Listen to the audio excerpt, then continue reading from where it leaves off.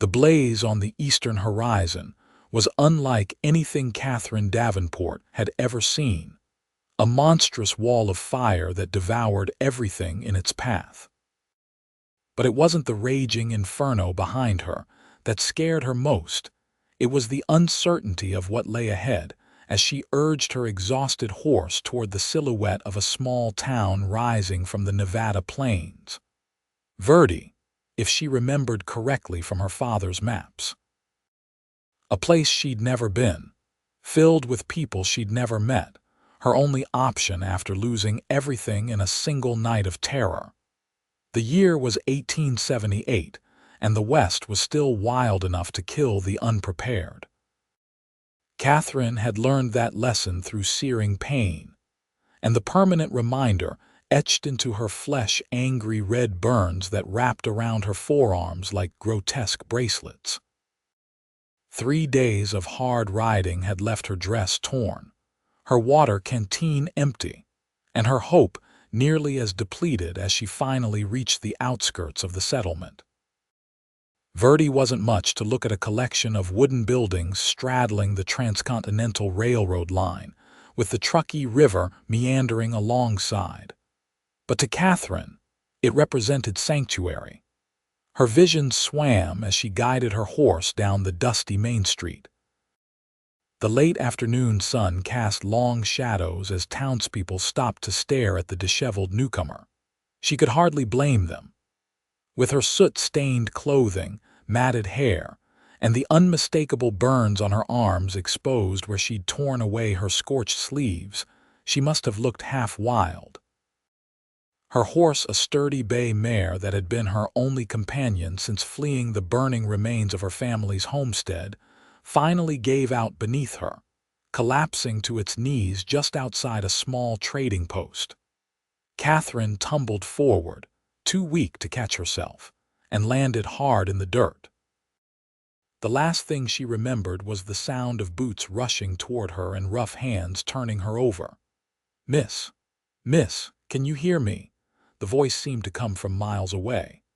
Katherine struggled to open her eyes, finding herself staring up at a sun-weathered face framed by sandy brown hair. A man with kind eyes and a concerned frown was kneeling beside her. "Water," she managed to croak. The man nodded and called over his shoulder, "Sam, bring water quick." He turned back to Katherine. "You're safe now, miss, just hold on." Another man appeared with a tin cup. The first man slipped an arm beneath Katherine's shoulders, lifting her gently to help her drink.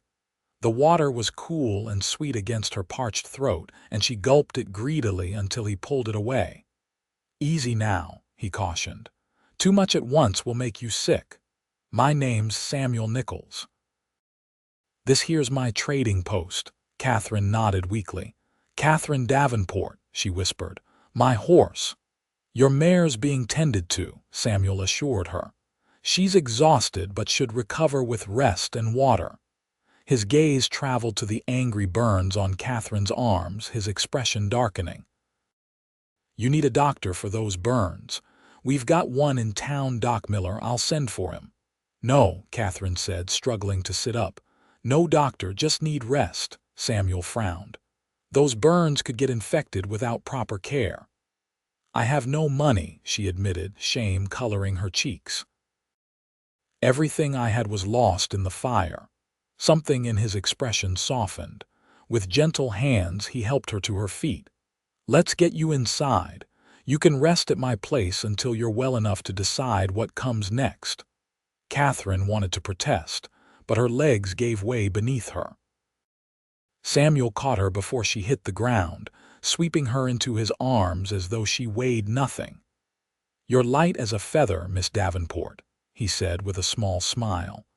"I reckon a few of my sister's meals will fix that right up."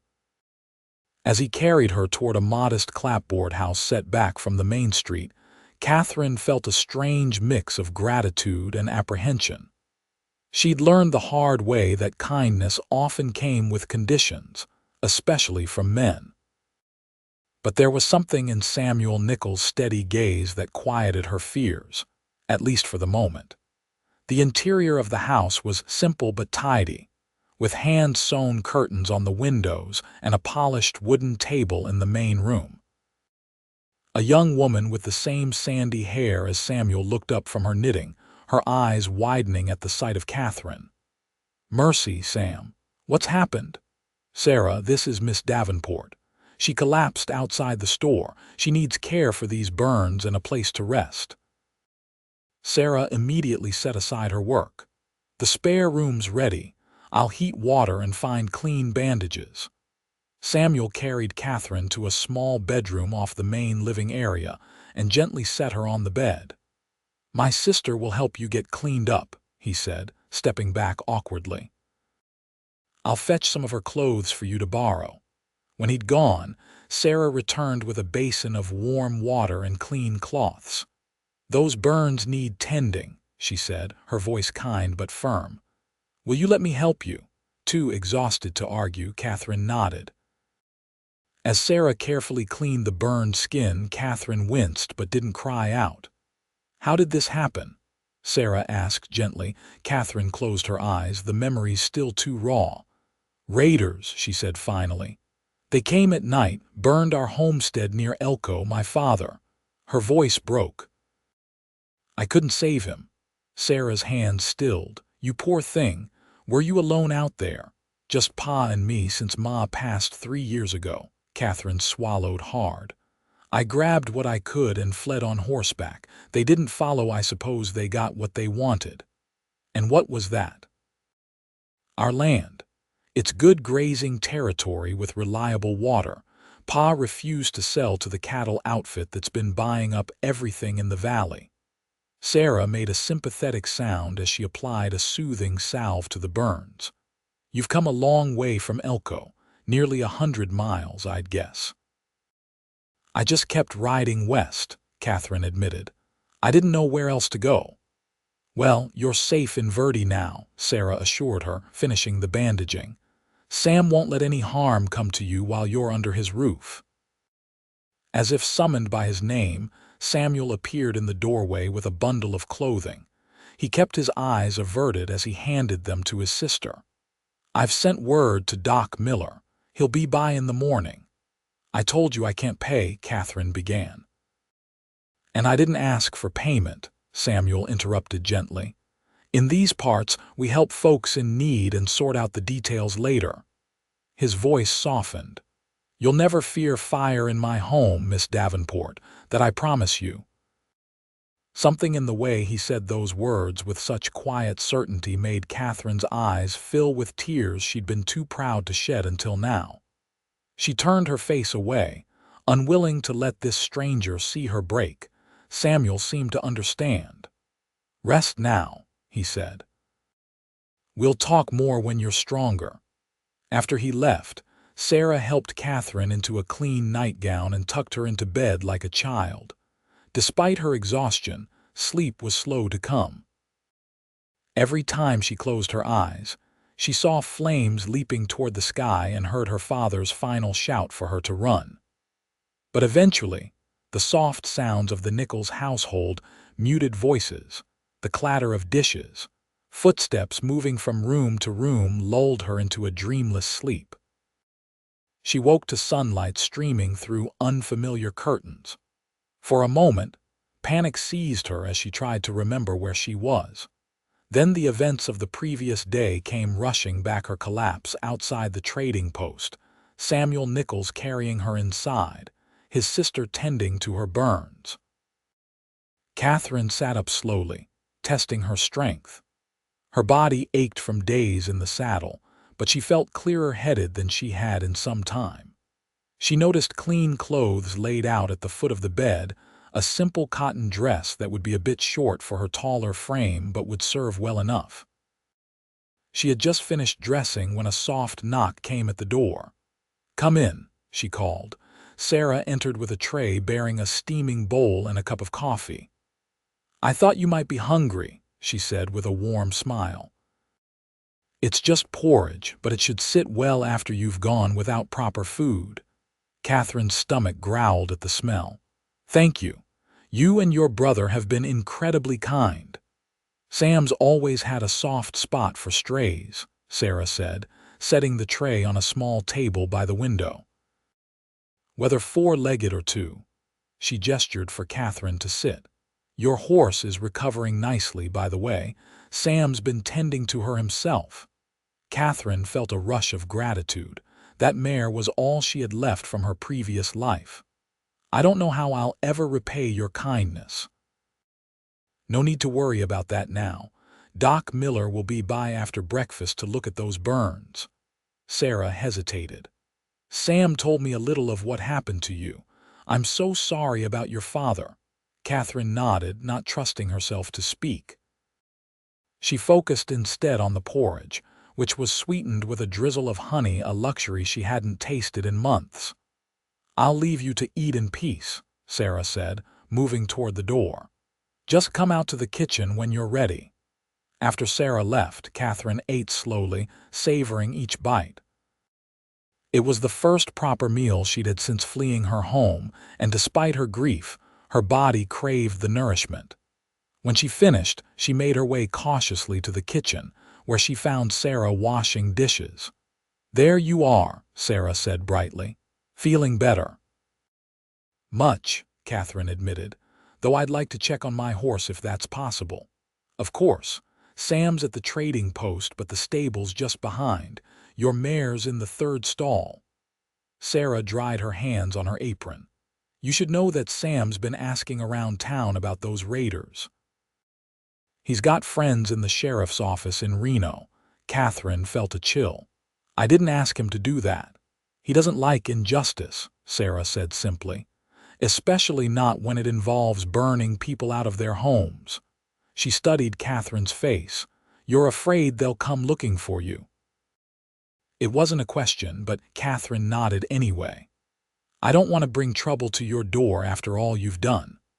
Trouble has a way of finding folks regardless, Sarah said philosophically. But you've come to a good place. Verdi might be small, but we look after our own. I'm not one of your own, Katherine pointed out. Sarah just smiled. You are now. The stable behind the Nichols house was small but well maintained. Katherine found her mare in the promised stall, looking considerably better than she had the day before. The horse nickered softly in recognition as Katherine approached. Hello, Penny, she murmured, stroking the mare's velvety nose. You're looking better than I expected. She's got spirit, came a deep voice from behind her. Katherine turned to find Samuel Nichols leaning against the stable door, his tall frame silhouetted against the morning light. Up close and in full daylight, she could see he was younger than she'd initially thought, perhaps 30 or so, with clear blue eyes that crinkled at the corners when he smiled, as he was doing now. Like her owner, he added. Katherine felt a flush rise to her cheeks. Mr. Nichols, Sam, please, he interrupted. Mr. Nichols makes me look around for my father. Sam, she amended. I want to thank you for taking care of Penny and for taking me in, but I can't impose on your hospitality much longer. He pushed away from the doorframe and came to stand beside her at the stall. Where will you go? He asked quietly. The question hung between them, unanswerable. Katherine had no family, no friends in this part of the territory, and barely enough possessions to fill a saddlebag. I don't know, she admitted finally, but I'll figure something out. Sam studied her face. You know, Sarah and I could use some help at the trading post. Business has picked up since the railroad made Verdi a regular stop. We've been meaning to hire someone. Katherine raised an eyebrow. Are you offering me a job out of pity, Mr. Nye Sam? I'm offering you a job because we need the help, he said frankly. The pity's free of charge. His lips quirked into a smile that softened the words. Besides, it would give you time to heal properly and decide what comes next. Before she could respond, a shout came from the direction of the house. Sam, Doc Miller's here. Sam nodded toward the house. Let's get those burns looked at and then you can tell me if you want the job, doctor. Miller was a gruff older man with spectacles and a beard that had more gray than brown. He examined Catherine's burns with clinical precision, asking questions about how she'd sustained them and what had been done to treat them. "Your sister's done a good job cleaning these," he told Sam, who hovered nearby. "The salve was a good choice too, but these deeper burns on the right arm need proper dressing." He glanced at Catherine. "You're lucky, young lady. Burns like these can turn deadly if infection sets in." "Will they heal completely?" Catherine asked, dreading the answer. The doctor hesitated. "The skin will heal, yes, but I'm afraid you'll have scars, the deeper burns especially." Catherine nodded, having expected as much. "At least I'm right-handed," she said, attempting a lightness she didn't feel. Dr. Miller showed Sarah how to properly dress the wounds and left a jar of salve with instructions to apply it twice daily.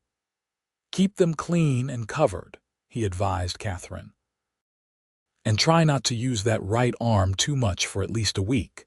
After he left, Catherine found herself alone with Sam in the small parlor. "I've been thinking about your offer," she said. "I'd like to accept, at least temporarily. I need to earn enough to move on eventually." Sam nodded. "Fair enough. We can put you up in the room above the store once you're feeling better.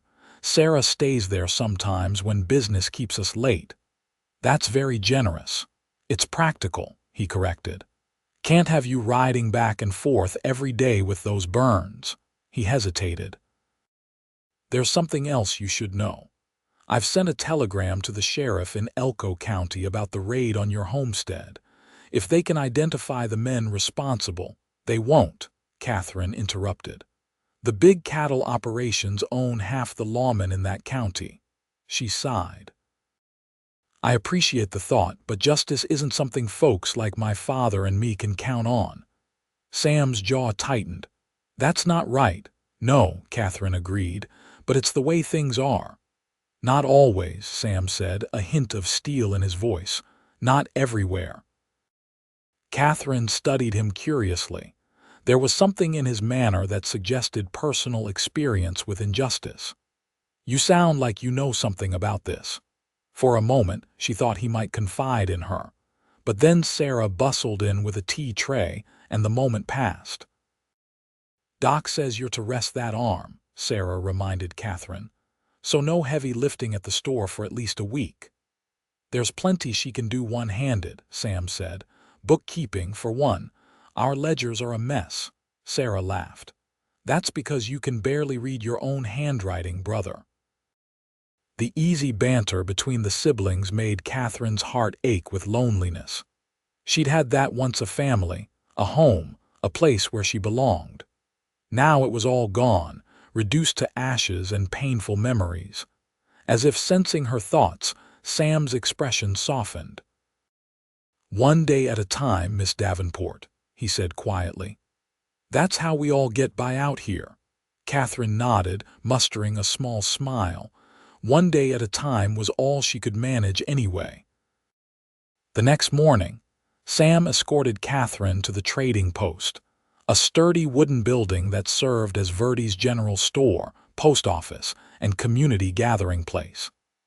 The interior was crammed with merchandise, everything from dry goods and hardware to patent medicines and candy sticks. A pot-bellied stove sat in the center, currently cold in the summer heat, but clearly the heart of the store during winter months. "It's not much compared to the big emporiums in Reno," Sam said, watching her take it all in. "But we carry what folks around here need." "It's wonderful," Catherine said sincerely.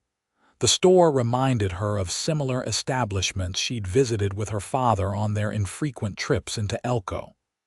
Places where news was exchanged, friendships formed, and communities sustained.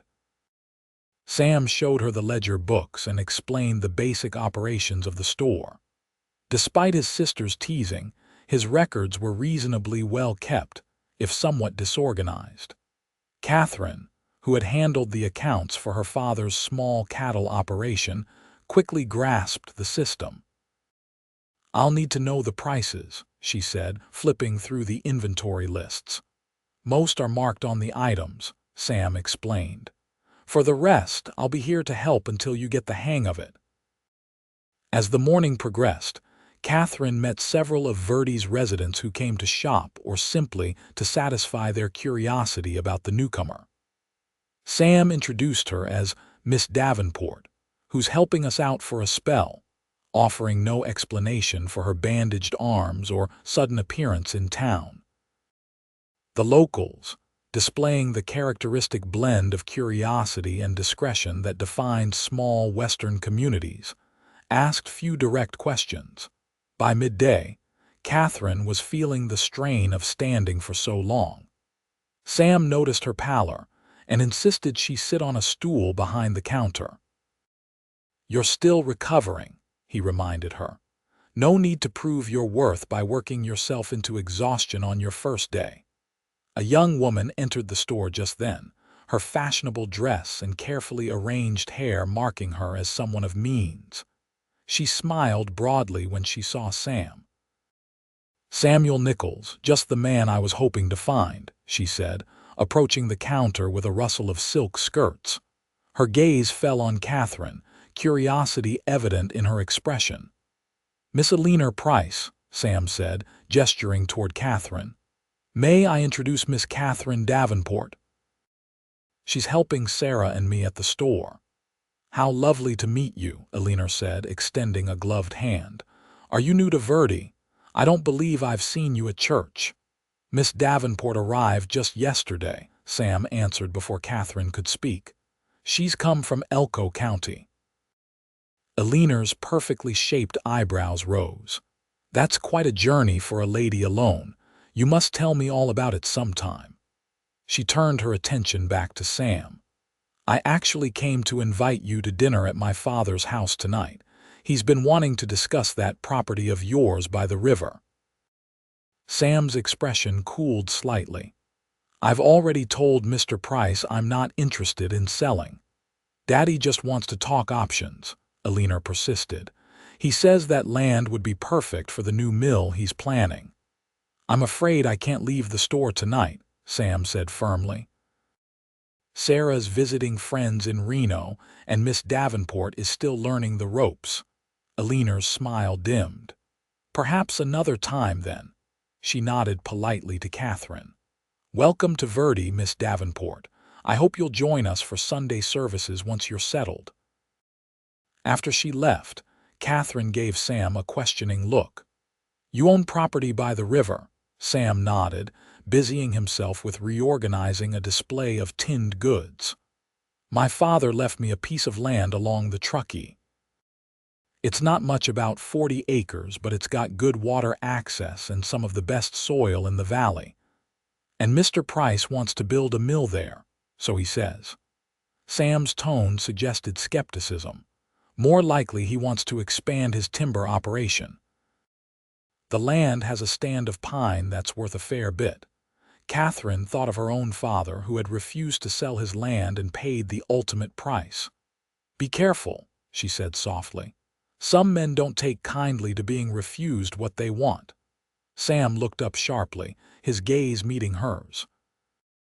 For a moment, something unspoken passed between them, a recognition of shared experience perhaps, or simply an acknowledgement of the dangers that lurked beneath the surface of frontier civility. "I can handle Jasper Price," Sam said finally. "He may be the wealthiest man in Verdi, but he's not above the law." Katherine wished she could share his faith in justice, but recent events had left her more cynical. "Just watch your back," she advised, "and maybe keep a loaded rifle handy." To her surprise, Sam laughed. "Miss Davenport, I believe there's more steel in you than meets the eye." "I grew up on a homestead 100 miles from nowhere," she reminded him. "You either develop steel or you don't survive." His expression sobered. "I'm sorry about your father and your home." Katherine looked down at her bandaged arms, visible evidence of all she had lost. "So am I." The bell above the door jingled as new customers entered, ending their conversation. For the rest of the afternoon, Katherine focused on learning the store's operations, grateful for the distraction from her grief and pain. By the time Sam closed up for the day, she was bone-weary but satisfied with what she'd accomplished. "You did well today," Sam told her as they walked back to the house. "Most of the regulars seem to take to you right away." "People have been kind," Katherine acknowledged, "though I noticed a few curious looks at my bandages." "Folks around here understand that everyone has a past," Sam said. "They won't pry unless you invite them to." "What about you?" Katherine asked. "Do you pry?" Sam considered the question. "I believe everyone has the right to their secrets, but I also believe that some burdens are lighter when shared." It was a diplomatic answer, Katherine thought, and a kind one. Still, she wasn't ready to relive the horrors of that night, the shouting that had woken her, the crackling of flames, her father pushing her toward the back door even as men's voices called for him to come out and face his fate. "Maybe someday," she said, "but not tonight." Sam nodded, accepting her decision without argument. As they approached the house, he suddenly stopped, his posture alerting Katherine that something was wrong. "The door's open," he said quietly. "Stay here." Before she could protest, he moved swiftly toward the house, his hand going to his waistband where Katherine now noticed he carried a revolver. She held her breath as he disappeared inside, straining to hear any sounds of confrontation. A few tense moments later, Sam reappeared in the doorway. "It's all right," he called. "Just a break-in, but they're gone now." Katherine hurried forward, relieved that he was unharmed. Inside, the house was in disarray, drawers pulled open, cupboard contents spilled onto the floor, furniture overturned. "They were looking for something specific," Sam said grimly, surveying the damage. "They didn't take the silver or Sarah's jewelry box." A chill ran down Katherine's spine. "Do you think it was Mr. Price's doing? Because you refused to sell?" Sam shook his head. "This isn't Price's style. He throws money and influence around, not hired thugs." He gave her a searching look. "Is there any chance the men who attacked your homestead could have followed you here?" The possibility had occurred to Katherine as soon as she saw the ransacked house. "I don't think so. I took a roundabout route, and I didn't tell anyone where I was headed." She paused. "But they might be looking for something they think I took with me." "Like what?" Katherine hesitated. She hadn't told Sam the full story of why her father's land had been so coveted. "Pa found something on our property about a month ago. He didn't tell me exactly what it was, but I overheard him talking to a man from the mining company in Elko. Something about a vein of silver running through our land." Sam's eyes widened. "That would certainly explain why someone wanted your father out of the way. The night of the fire, Pa gave me a packet of papers, said if anything happened to him, I should take them to his lawyer in Carson City." Katherine swallowed hard. "I had them in my saddlebag when I arrived here." "Are they still there?" Katherine nodded. "Hidden in a false bottom Pa made, but if these men somehow tracked me here and searched the house." "They might go after your horse next," Sam finished, already moving toward the door. "Let's check the stable." They found the small stable undisturbed, Penny dozing peacefully in her stall. Katherine's saddlebags hung on a peg nearby, apparently untouched. "We should check to be sure," Sam said. Katherine retrieved the bags and carefully felt along the bottom of the left one until she found the hidden catch. The compartment opened to reveal a oilskin-wrapped packet of papers, still sealed with her father's wax stamp. "Thank God," she breathed. "We should get those somewhere safer," Sam suggested. "I have a lockbox at the store where I keep the cash receipts. No one's broken into that yet." Katherine hesitated, then handed him the packet. "I trust you," she said, surprised to realize it was true. Despite knowing him for barely more than a day, something about Samuel Nichols inspired confidence. I'll keep them safe until you're ready to take them to Carson City, he promised. They returned to the house and spent the next hour setting things to rights. As they worked, Katherine couldn't help but notice how efficiently Sam moved, how careful he was not to disturb anything that might offer a clue to the intruders' identities. "You seem to know something about investigations," she observed as she helped him right an overturned bookcase. A shadow crossed his face. "I spent some time as a deputy in Virginia City before moving to Verdi. Learned a thing or two about crime scenes." "Why did you leave?" Katherine asked, curious about this new glimpse into his past. Sam was silent for a long moment, shelving books with methodical precision. "There was an incident," he said finally. "A wealthy mine owner's son killed a Chinese laundry worker. Open and shut case, multiple witnesses saw him do it, but when it came time for the trial..." He shook his head. "The judge threw it out on a technicality, said there wasn't enough evidence. But you said there were witnesses." "Chinese witnesses," Sam clarified. "Their testimony wasn't considered reliable." His jaw tightened. "I spoke out about it, rather forcefully. The sheriff suggested I might be happier pursuing other opportunities." Katherine studied his profile, seeing the lingering anger in the set of his mouth. "So you came here and opened a trading post." "My father had just died and left me the land and some money. Sarah needed a fresh start too after her husband passed."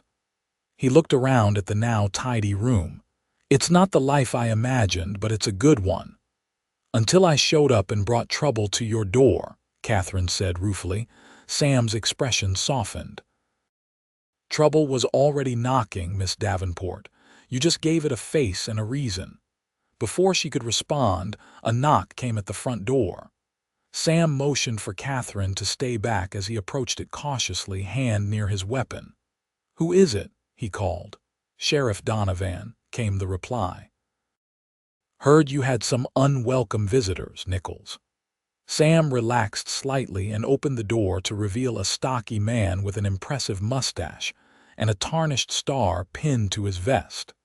The sheriff's sharp eyes took in the scene, lingering briefly on Katherine before returning to Sam. "Word travels fast," Sam commented. "Mrs. Hemings across the way saw two men leaving your place in a hurry this afternoon," the sheriff explained. "Said they didn't look like they belonged." He nodded toward Katherine. "This the young lady folks been talking about, the one with the burns?" "Sheriff, this is Miss Katherine Davenport," Sam introduced her. "She's helping at the store while she recovers." Sheriff Donovan touched the brim of his hat. "Madam, sorry about your troubles." "You know about that?" Katherine asked, surprised. "Sam sent a wire asking me to inquire about a homestead fire near Elko," the sheriff explained. "Got a reply this morning. Seems there was indeed a fire at the Davenport place. Elko County Sheriff reported it as an accident." "It wasn't," Katherine said firmly. The sheriff regarded her thoughtfully.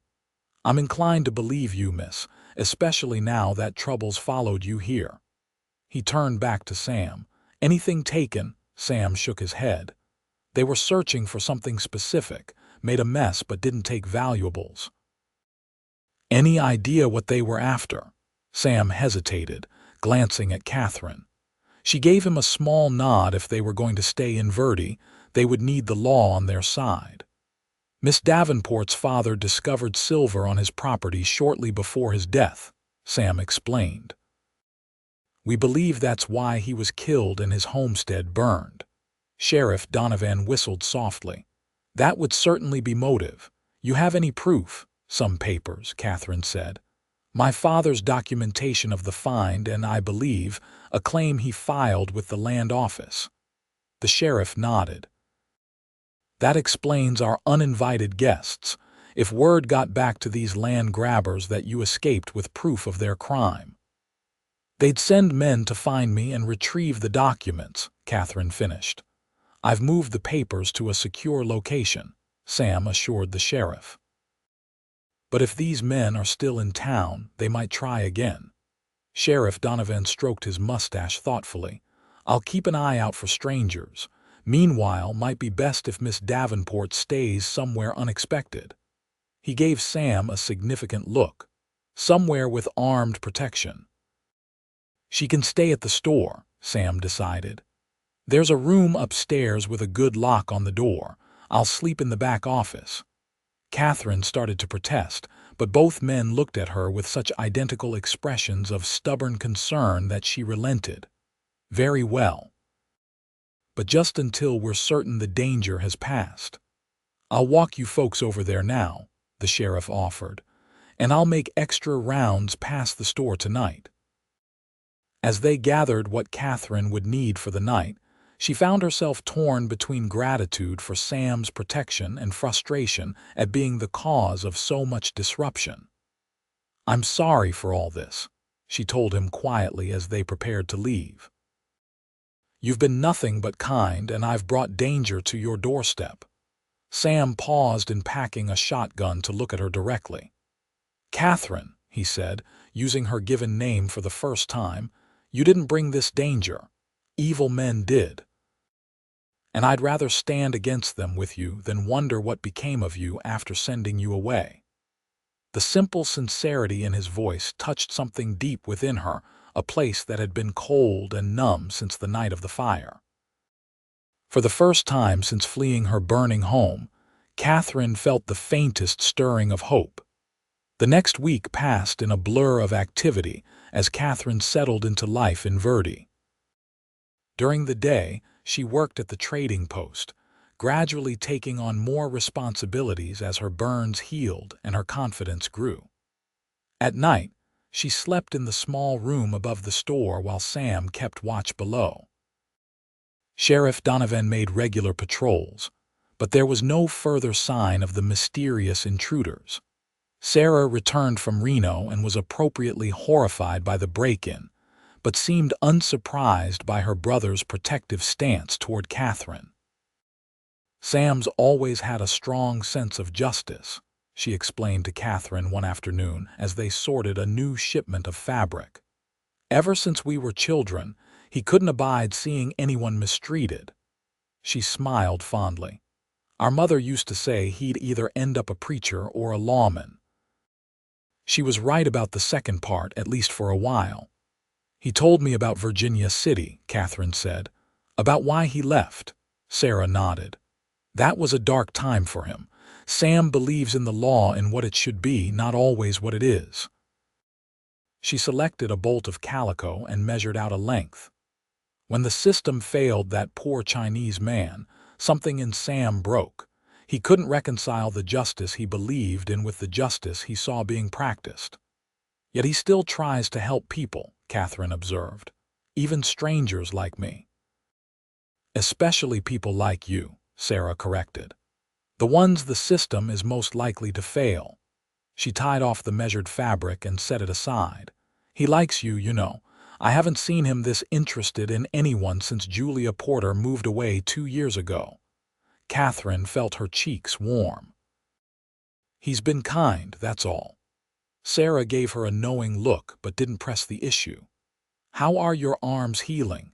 Katherine glanced down at her bandaged forearms. Dr. Miller had examined them again the previous day and pronounced them healing well.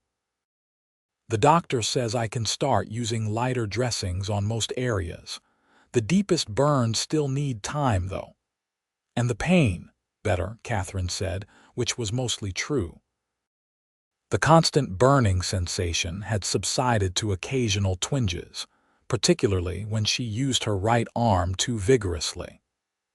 The emotional pain of losing her father and home remained as acute as ever, but she was learning to function despite it. The bell above the door jingled, and both women looked up to see Sam entering with a telegram in hand. News from Carson City, he announced, his expression serious. I sent an inquiry to your father's lawyer about those papers. Katherine tensed. What did he say? That they're exactly what you thought, documentation of a silver vein discovery, and a properly filed claim with the Federal Land Office. Sam handed her the telegram.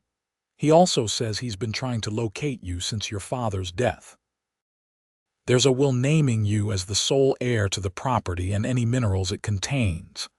Katherine stared at the paper, a tumult of emotions washing over her. So it's still mine. Legally, according to the lawyer, yes. The claim wasn't invalidated by your father's death. But Sam hesitated. But what? The telegram also mentions that a large mining concern called Western Consolidated has filed a counterclaim, saying they purchased the land from your father before his death. That's a lie, Katherine exclaimed. Pa would never have sold to them. They were the ones pressuring him the hardest. The lawyer suspects as much, Sam agreed. He's contesting their claim, but he needs you in Carson City to sign affidavits and testify about what really happened. Katherine felt a chill of foreboding. Going to Carson City would mean leaving the relative safety of Verdi and exposing herself to the very men who wanted her silenced. Yet if she didn't go, she might lose everything her father had worked for and any chance of seeing justice done for his murder. When would I need to leave? She asked. He suggests as soon as possible, Sam said. The case is set for a hearing in 2 weeks. Sarah looked between them, concern evident on her face. Surely she can't travel alone, not with those men still looking for her. She won't be alone, Sam said firmly. I'll accompany her to Carson City. Katherine started to protest, but Sam raised a hand to forestall her objections. This isn't open for debate, he said. Those men have already proven they'll resort to violence. I won't let you face that danger alone. The store, Sarah can manage for a few days, Sam countered. And I've already spoken to Sheriff Donovan. He agrees it's the safest approach. Katherine wanted to argue further, to insist that she couldn't accept such a sacrifice from a man who already had done so much for her. But the determination in Sam's eyes told her it would be futile. And if she were honest with herself, the thought of facing the journey alone was terrifying. All right, she conceded, but we'll need to be careful if these men are watching the town. We'll leave before dawn the day after tomorrow, Sam said. By horseback, not the train. Less predictable that way, Katherine nodded, grateful for his tactical thinking. Thank you, Sam. I don't know how I'll ever repay all you've done. Something flickered in his eyes, an emotion she couldn't quite name. You don't need to repay kindness, Katherine, he said softly. That's not how it works. The preparations for their journey to Carson City consumed the next day. Sam arranged for a trusted friend to help Sarah at the store, stocked provisions, and checked over their horses with meticulous care. Katherine found herself touched by his attention to detail, the way he insisted on packing an extra blanket in case the mountain nights turned cold, the small flask of whiskey he included, for medicinal purposes only, the revolver he cleaned and loaded for her to carry. You know how to use this? He asked as he demonstrated how to check the chambers. Katherine nodded. Pa taught me to shoot when I was 12. Said a woman alone needs to be able to defend herself. He was right about that, Sam said, handing her the weapon. I pray you won't need it, but it's better to be prepared. They set out as planned, leaving Verdi while the town was still shrouded in pre-dawn darkness. The air was crisp with the promise of autumn, the stars brilliant overhead as they guided their horses south along the river trail. Sam had chosen a route that avoided the main roads, winding instead through the hills that flanked the Truckee River Valley. As the sun rose, painting the eastern sky in shades of gold and pink, Katherine found herself stealing glances at her companion. Sam rode with the easy confidence of a man who had spent much of his life in the saddle. The early light gilded his profile, highlighting the strong line of his jaw and the surprisingly gentle curve of his mouth. Not for the first time, She wondered what had shaped this man, who seemed to embody such contradictions, the hardness of a former lawman, alongside the compassion of someone who would risk himself for a stranger's cause. "You're staring, Miss Davenport," Sam said without turning his head, a smile evident in his voice. "Do I have something on my face?" Katherine felt her cheeks warm. "Just thinking," she demurred, "about how strange life can be. A month ago I was helping my father brand calves and mend fences. Now I'm riding to Carson City with a shopkeeper I barely know to fight for a silver claim I didn't even know existed until recently." Sam glanced over at her. Life has a way of taking unexpected turns, some good, some bad. And which is this? Katherine asked, genuinely curious about his perspective. He considered the question, his gaze thoughtful. "I can't speak for you, but from where I sit, meeting you has been one of the good turns despite the circumstances." The simple statement, delivered without artifice or expectation, caught Katherine off guard. In the short time she'd known Samuel Nichols, he had proven himself to be direct, honest, and remarkably free of the guile that characterized so many men she'd encountered. It was refreshing and increasingly endearing. "Even with all the trouble I've brought," she pressed. "Even with that," he confirmed. "Some people are worth a little trouble, Katherine Davenport." They rode in companionable silence for a time, making good progress through terrain that grew increasingly mountainous as they approached the Sierra Nevada range. By midday, they had reached a high meadow where Sam suggested they rest the horses.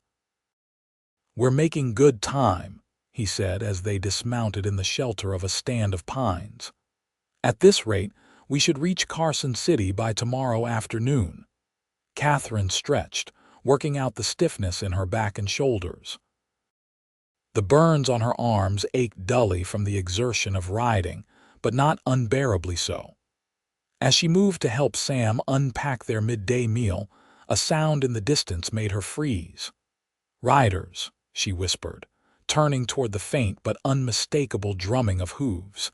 Sam's expression turned grim. "Get the horses into those trees," he ordered quietly. "Quickly." They led their mounts deeper into the pine grove, finding a hollow where the animals would be hidden from casual observation. Sam tied them securely, then motioned for Katherine to follow him to a rocky outcropping that offered a view of the trail they had recently traversed. "There," he murmured, pointing to a plume of dust rising from the valley below. "3 riders moving fast." Katherine felt her heart rate quicken. "Do you think they're following us?" "Could be coincidence," Sam said, but his tone suggested he didn't believe it. "Not many people use this trail. It's mainly trappers and prospectors." They watched as the riders drew closer, eventually resolving into 3 men on horseback. Even from a distance, Katherine could see they were the rough sort, unshaven, dusty, with the hard-bitten look of men who lived by violence. "Those 2 on the left," she said, her voice tight. "I recognize them. They were at our homestead the night of the fire." Sam's face hardened. "You're certain?" "Absolutely. The tall one with the red bandana, he was shouting for Pa to come out." She swallowed hard against the memory. "The other one was laughing while they set the barn on fire." Sam's hand moved to the rifle slung across his back. "Stay down and stay quiet," he instructed. "Let them pass if they will." The riders slowed as they reached the meadow, clearly searching for signs of recent passage. The leader, a burly man with a scarred face, dismounted and examined the ground, then pointed in the direction Sam and Katherine had taken. "They found our trail," Sam muttered. "Damn it." "What do we do?" Katherine whispered, fear constricting her throat. Sam considered their options, his expression calculating. "They outnumber us, but we have the advantage of position and surprise. If they follow our tracks into the trees, we can ambush them. Or we could try to lose them," Katherine suggested. "There's a stream about half a mile ahead. I noticed it on the map. If we cross it and ride hard, we might be able to reach the main road to Carson City, where we'd have a better chance of finding help." Sam nodded, approving of her thinking. "It's risky, but it might be our best option. Let's go." They crept back to their horses, moving as silently as possible through the underbrush. Sam helped Katherine mount, then swung into his own saddle. "Stay close," he whispered. "We'll move quietly until we reach the stream, then make a run for it." They guided their horses carefully through the trees, paralleling the main trail but staying within the cover of the forest. Katherine's every sense was alert for sounds of pursuit, her body tense with the effort of restraining her natural instinct to flee at full speed. The stream, when they reached it, was wider and swifter than anticipated, swollen by recent mountain rains. Sam surveyed it with a frown. "It's running high," he observed, "but we don't have much choice. Follow me and keep your horse moving. Don't let it stop midstream." He urged his mount forward into the water. The current was strong, forcing the horse to swim briefly in the deepest section. Katherine followed, her heart in her throat as Penny struggled against the flow. Water reached halfway up her legs, soaking her skirts and making them cling heavily to her limbs. Just as they reached the opposite bank, a shout rang out behind them. "There they are!" Sam turned to see the three riders emerging from the trees, rifles raised. "Ride," he commanded, spurring his horse forward. "Don't stop for anything." Katherine didn't need to be told twice. She dug her heels into Penny's sides, urging the mare to a full gallop as they plunged through the brush toward the main road. Behind them, rifles cracked, the bullets whining overhead or thudding into trees around them. Sam drew his own weapon and fired back, forcing their pursuers to take cover momentarily. But it was only a brief respite. Soon the men were mounting up and giving chase, their horses splashing through the stream with reckless speed. The main road appeared ahead, a ribbon of packed dirt winding through the foothills toward Carson City. As they burst from the tree line onto the open road, Katherine risked a glance back. Their pursuers were closer than she'd feared, no more than a quarter-mile behind and gaining. "We can't outrun them," she shouted to Sam. "Their horses are fresher than ours." Sam looked around frantically, seeking some advantage. Ahead the road curved around a rocky hillside. "Follow me," he called, suddenly veering off the road and up a steep trail that led into the rocks. Katherine obeyed, trusting his instincts. The trail was barely wide enough for their horses, forcing them to proceed in single file. It wound upward into a maze of boulders and scrub pine that offered both concealment and defensive positions. "Dismount," Sam ordered when they reached a small plateau hidden from the road below. "We'll make our stand here." They tied the horses in a protected hollow and took positions behind a cluster of boulders. Sam handed Katherine his shotgun while he readied his rifle. "If they find us, aim for the center of the body," he instructed. "Don't try for fancy shots." The minutes that followed were some of the longest of Katherine's life. They crouched in tense silence, listening as their pursuers reached the base of the trail and began to argue amongst themselves. "They went up there," one voice insisted. "We don't know that for sure," another countered. "Could be a trap. Better to keep following the road to Carson City and catch them there." "The boss said to get those papers before she reaches the lawyer," the first man growled. "You want to explain to him why we failed." There was a moment of silence then. "Fine. But you go first, Jenkins." Katherine and Sam exchanged glances. The men were coming up the trail, 3 against 2, Sam whispered. "Not good odds, but we have position." Katherine nodded, her mouth dry with fear but her hands steady on the shotgun. Her father had taught her well-face danger head-on, never show weakness, and if you must fight, fight to win. The sound of boots on loose stone alerted them to the men's approach. Sam raised his rifle, sighting down the barrel at the trail entrance. Katherine held the shotgun ready, her finger light on the trigger as her father had taught her. The first man appeared, the tall one with the red bandana whom Katherine had recognized earlier. He moved cautiously, rifle at the ready, scanning the plateau for signs of their quarry. "I don't see noth," he began, then stopped abruptly as Sam's voice rang out. "Drop your weapon or I'll put a bullet through you." The man froze, his eyes widening as he found himself staring down the barrel of Sam's rifle from less than 20 feet away. "Jenkins," came a call from further down the trail. "What's happening up there?" "Tell your friends to toss their weapons and come up with their hands raised," Sam instructed. "Or you die first." Jenkins swallowed visibly. "It's an ambush," he shouted to his companions. "They've got the high ground." "Do as he says," Katherine added, her voice steady despite her racing heart. "Or none of you will leave this mountain alive."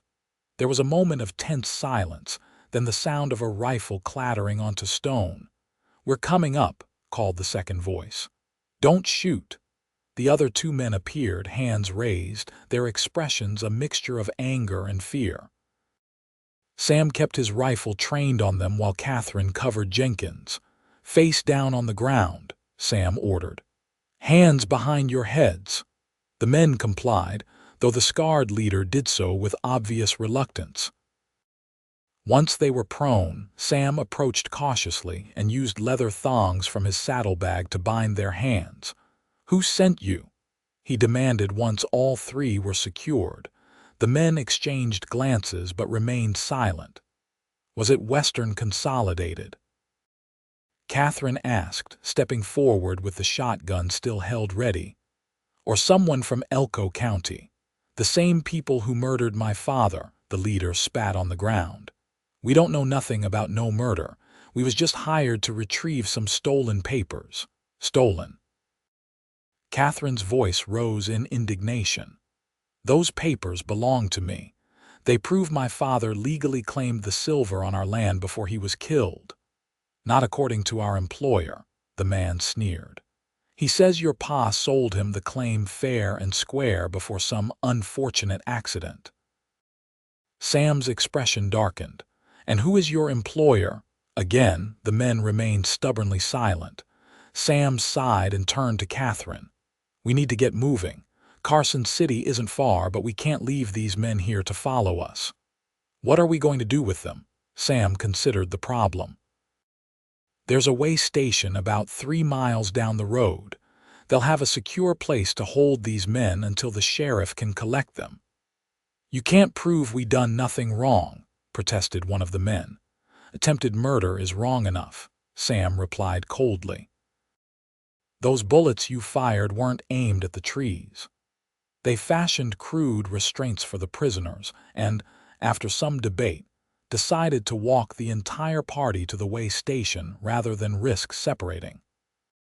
It was slow, uncomfortable progress down the steep trail and along the road, with Sam keeping a constant watch for signs of additional pursuers. The way station proved to be a sturdy log building that served as a combination stage stop, telegraph office, an unofficial law enforcement outpost in the sparsely populated region between Verdi and Carson City. The station keeper, a grizzled former Army scout named Harlan, listened to their story with growing interest. "Been waiting for someone to take down these Western Consolidated boys," he said, securing the prisoners in a small but solid storage room. "They've been throwing their weight around these parts for months, buying up claims, running off small operators, bribing officials." "They killed my father," Katherine said quietly. Harlan's weathered face softened with sympathy.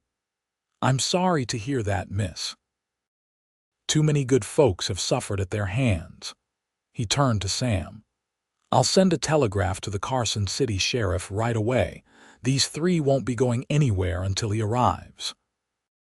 With the immediate threat contained, Sam suggested they spend the night at the way station rather than risk traveling the remaining distance to Carson City in the fading light. "We can get an early start tomorrow," he said. "Arrive in time to meet with the lawyer before noon." Katherine agreed, too exhausted from the day's events to argue.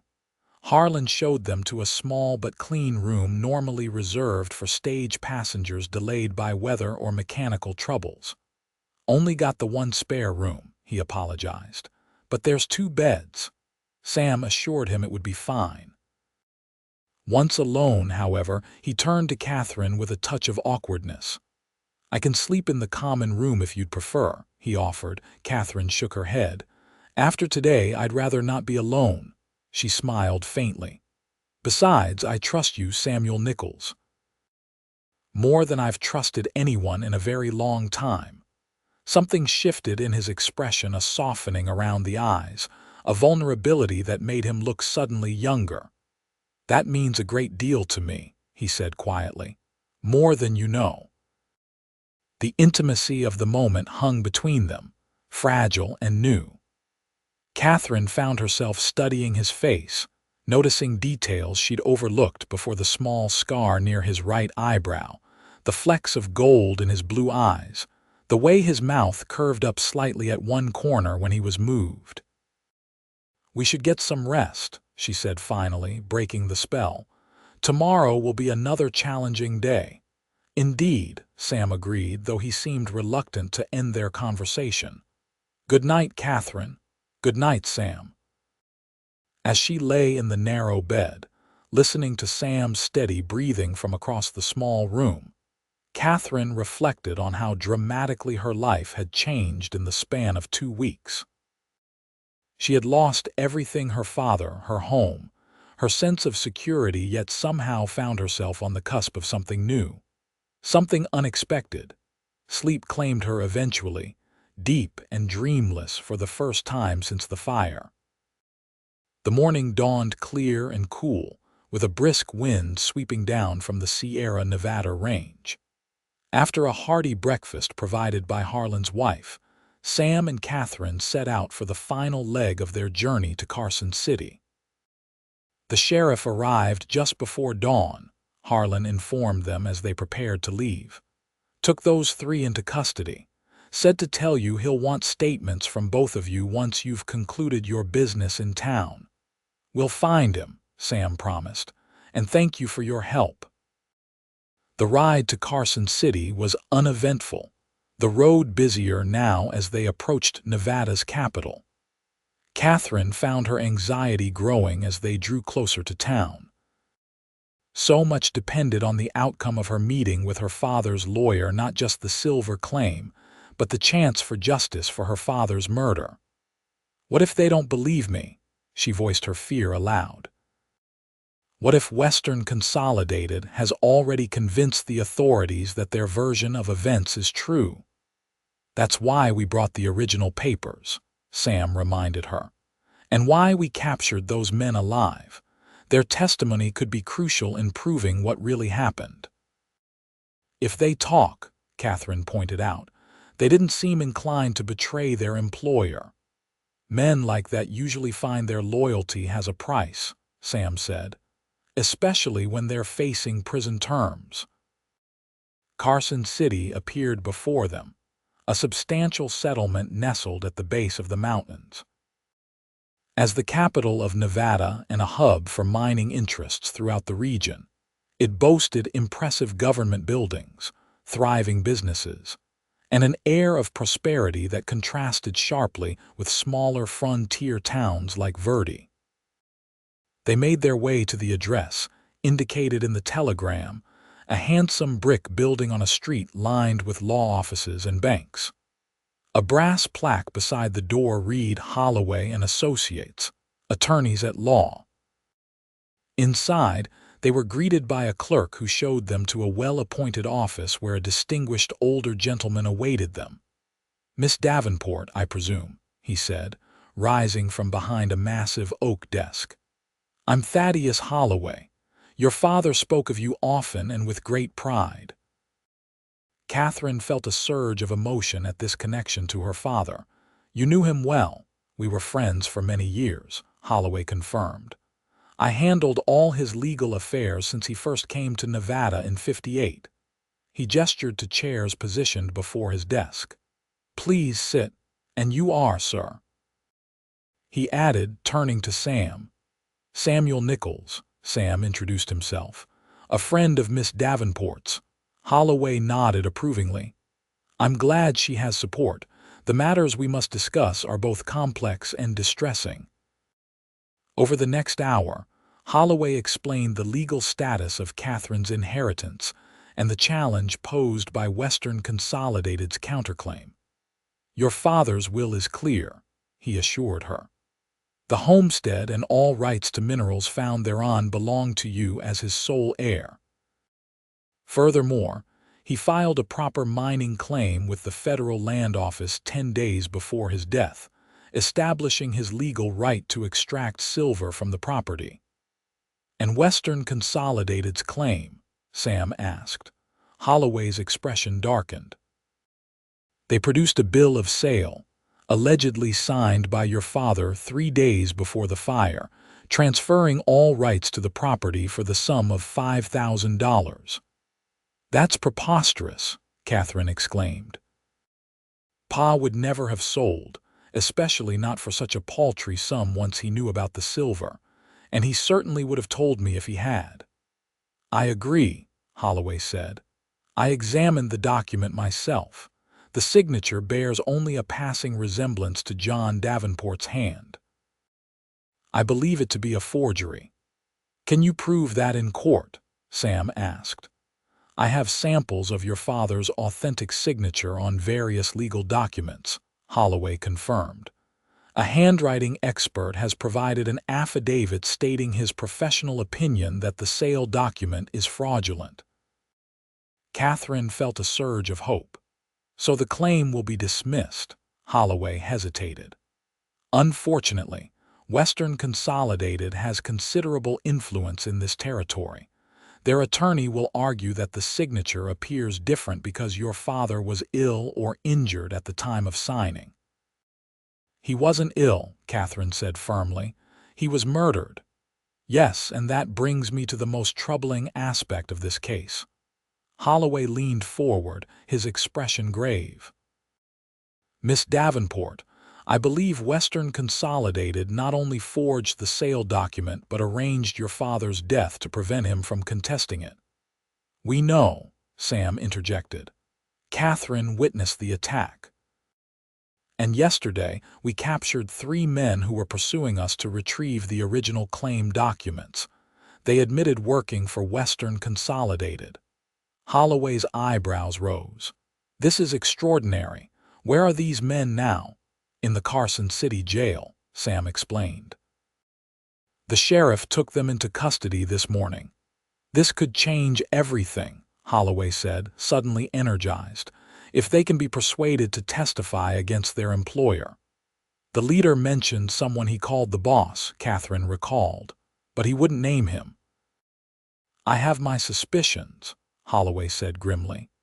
"Western Consolidated is owned primarily by a man named Victor Blackwell. He's known for aggressive, some would say ruthless business tactics, though he's always managed to maintain a veneer of respectability." Sam and Katherine exchanged glances. "What happens next?" she asked. "The hearing before the land commissioner is scheduled for tomorrow morning," Holloway explained. "I'll prepare the necessary affidavits for you both to sign, detailing yesterday's events and Katherine's account of the night of the fire. Meanwhile, I'll speak with the sheriff about interviewing the prisoners."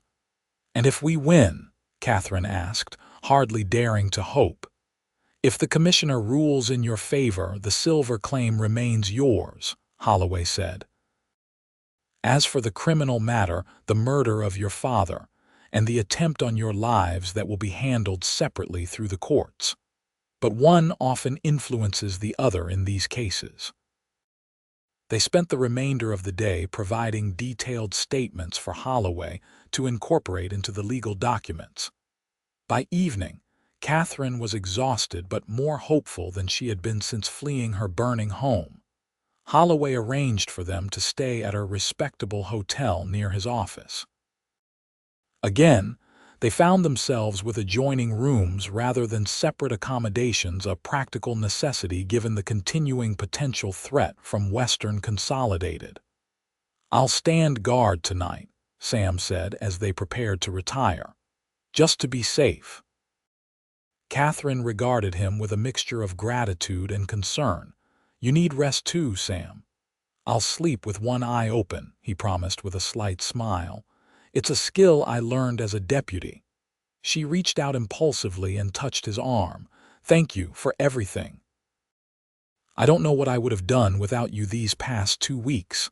Sam covered her hand with his own. "You're stronger than you know, Katherine Davenport. You would have found a way." "Perhaps," she acknowledged, "but I'm glad I didn't have to." Their gazes held for a long moment, something unspoken passing between them. Then Sam cleared his throat and stepped back slightly. "We should both try to sleep," he said. "Tomorrow will be challenging." Katherine nodded, suddenly aware of the impropriety of their situation despite the innocent nature of their conversation. "Good night, Sam." "Good night, Katherine. I'll be right next door if you need me." The hearing before the land commissioner the following morning was held in a formal chamber within the government offices. Katherine, dressed in a borrowed suit from Sarah that had been hastily altered to fit her taller frame, sat beside Holloway at a wooden table facing the commissioner's bench. Across the aisle, Western Consolidated's representatives, 3 men in expensive suits, watched her with barely concealed hostility. Holloway had warned her that the proceedings would be tense, and he was right. For nearly 2 hours, both sides presented their evidence and arguments.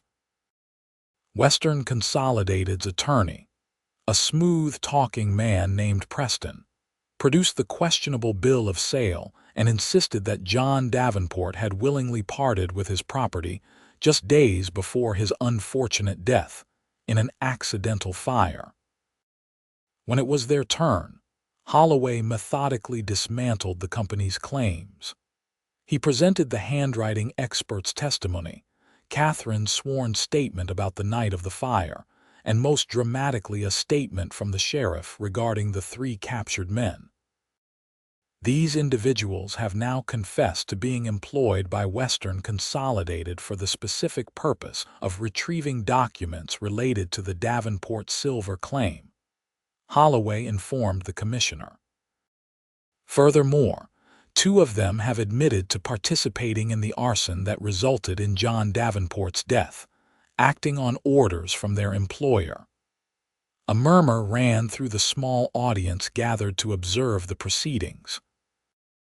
The Western Consolidated representatives conferred in hurried whispers, their confidence visibly shaken. The commissioner, a stern-faced man named Judge Harrington, listened to both sides without revealing his thoughts. When all evidence had been presented, he announced he would render his decision after a brief recess. "How did we do?" Katherine whispered to Holloway as the commissioner left the chamber.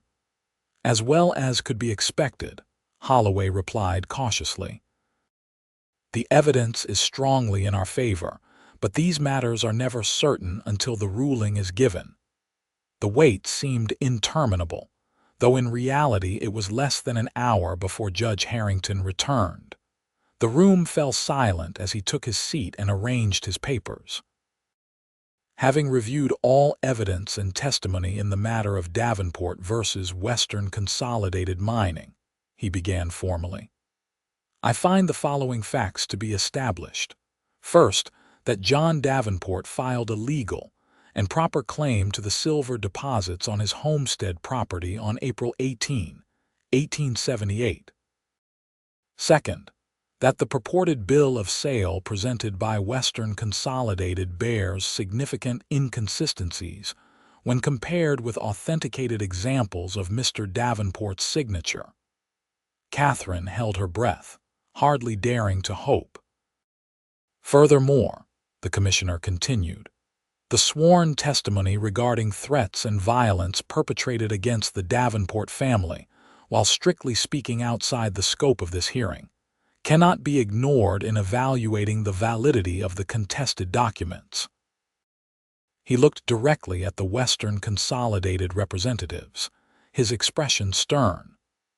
It is therefore the ruling of this commission that the mining claim filed by John Davenport remains valid and passes to his heir, Katherine Davenport, in accordance with his legal will. The counterclaim filed by Western Consolidated is rejected as fraudulent. This ruling is effective immediately. Katherine felt light-headed with relief. She had won her father's land, and the silver claim were legally hers. More importantly, the official finding that Western Consolidated had presented fraudulent documents would strengthen the criminal case against those responsible for her father's death. As they left the hearing chamber, Holloway spoke quietly to Katherine and Sam. "This is only the beginning. The sheriff is preparing criminal charges against Victor Blackwell based on the testimony of his hired men. There will be a trial, and you'll need to testify." "I'll do whatever is necessary," Katherine said firmly. "For my father's sake, it won't be easy," Holloway warned. "Blackwell has powerful friends, and there's the matter of the homestead itself. It's still yours legally, but it's burned to the ground," Katherine finished for him. "And even if it weren't, I'm not sure I could live there again, not after what happened." "You have options," Holloway assured her. "The silver claim alone is quite valuable. You could sell it to a reputable mining company, not Western Consolidated, obviously, or arrange for it to be worked on shares. Either way, you'd have sufficient funds to start fresh wherever you choose." Katherine glanced at Sam, who had been quietly supportive throughout the hearing. "I need time to think about it," she said. "For now, I just want to see justice done for my father."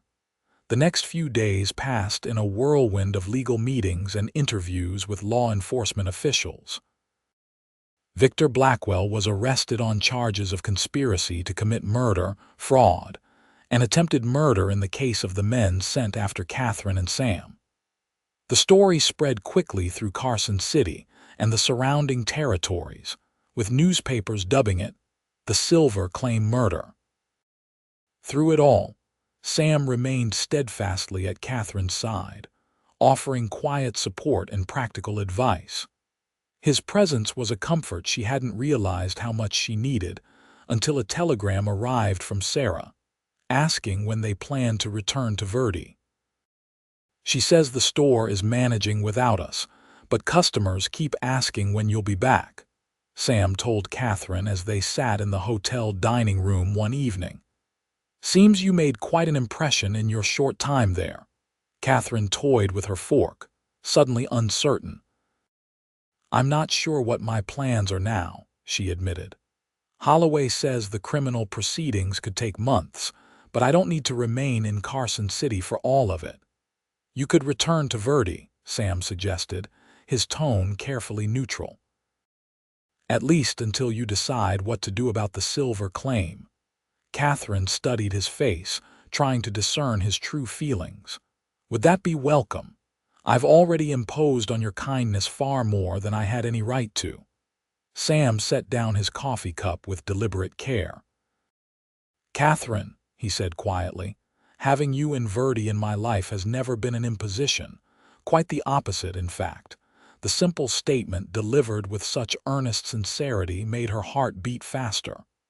"What are you saying, Sam?" He met her gaze directly. "I'm saying that I care for you. More than I expected to, and certainly more than is wise given how little time we've known each other." A slight flush colored his cheeks. "I'm not asking for anything in return. I just want you to know that if you choose to come back to Verdi, it would make me very happy." Katherine felt a warmth spreading through her chest, a feeling of possibility she had thought lost forever in the flames that consumed her previous life. "I care for you too," she admitted softly. You've shown me kindness when I needed it most, courage when I was afraid, and a steadfastness I've rarely encountered. I don't know what the future holds, but—" She took a deep breath. "I'd like to find out what might be possible between us."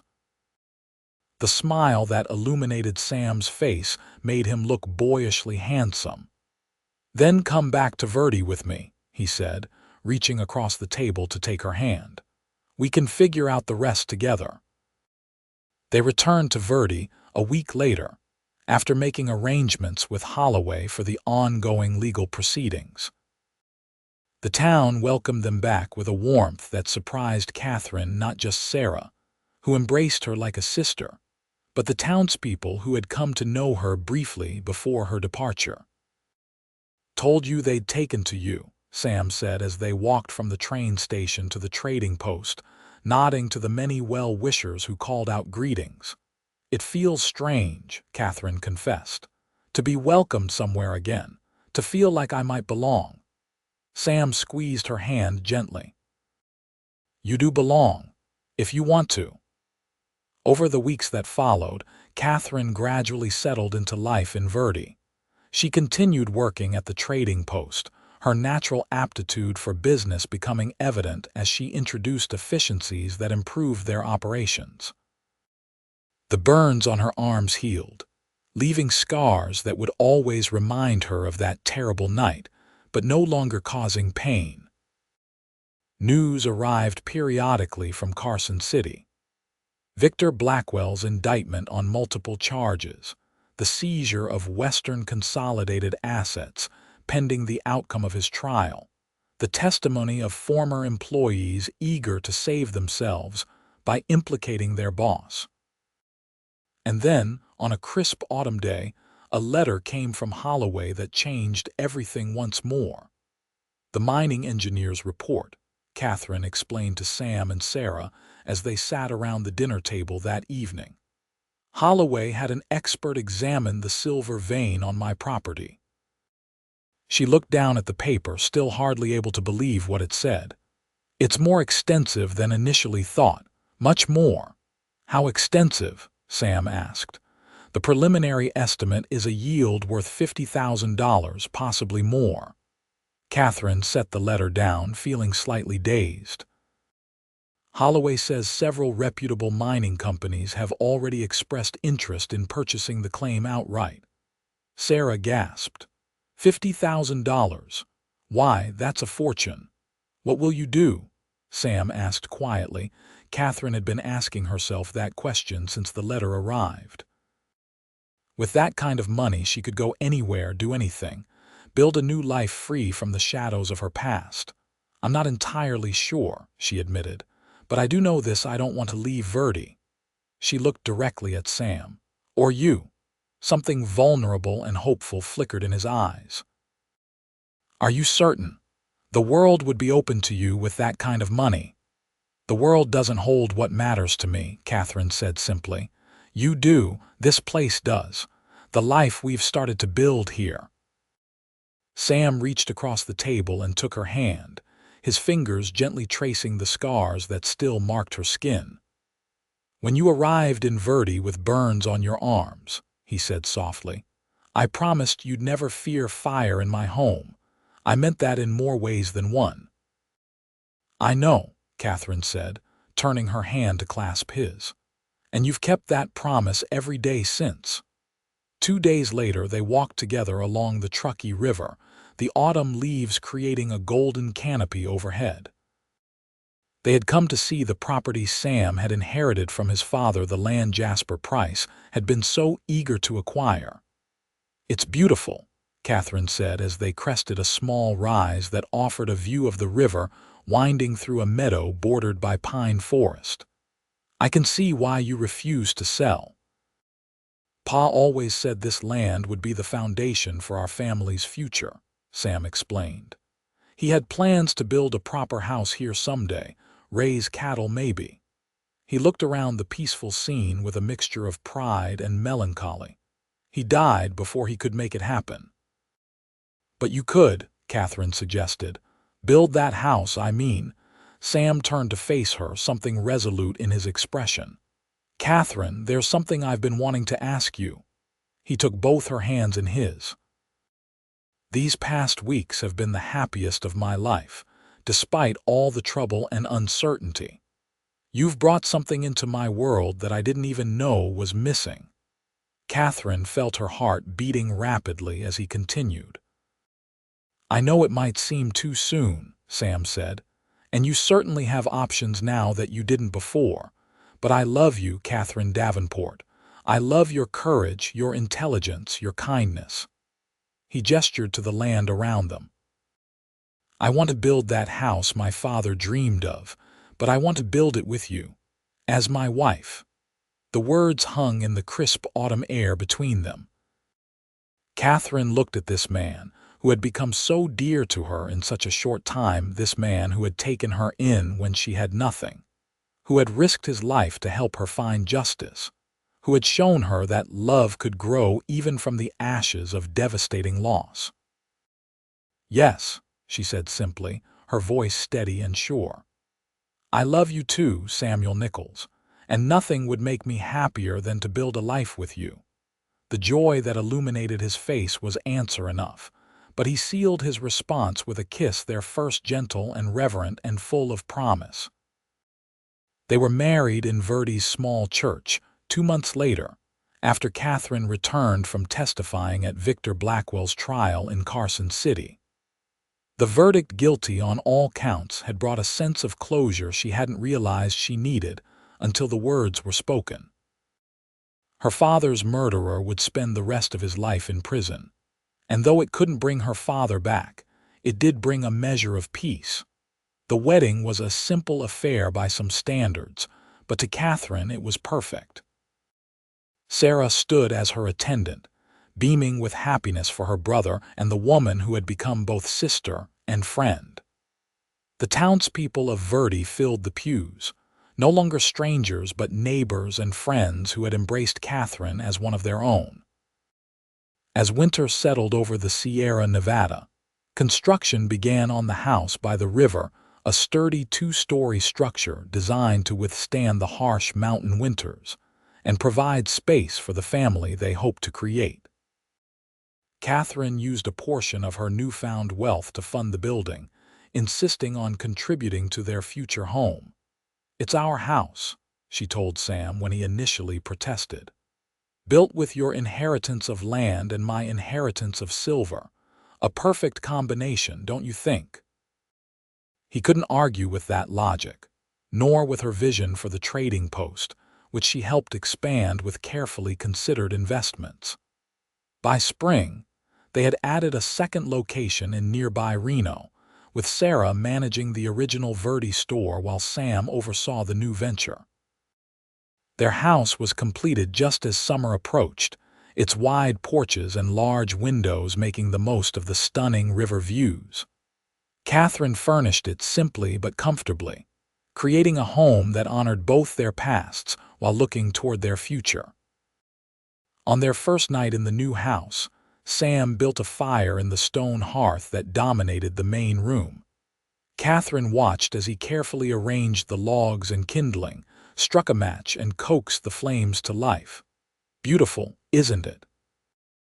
he said, joining her on the sofa they had positioned to face the fireplace. "Fire can destroy, but it can also bring warmth and comfort when properly contained." Catherine nodded, looking at the dancing flames that now represented home rather than horror. She held out her arms, the scars visible in the firelight permanent reminders of all she had lost and all she had gained. "When I arrived in Verdi that day," she said quietly, "I was so broken, burned in body and spirit, I never imagined I could feel whole again, let alone happy." Sam took her hands in his, gently kissing each scarred wrist.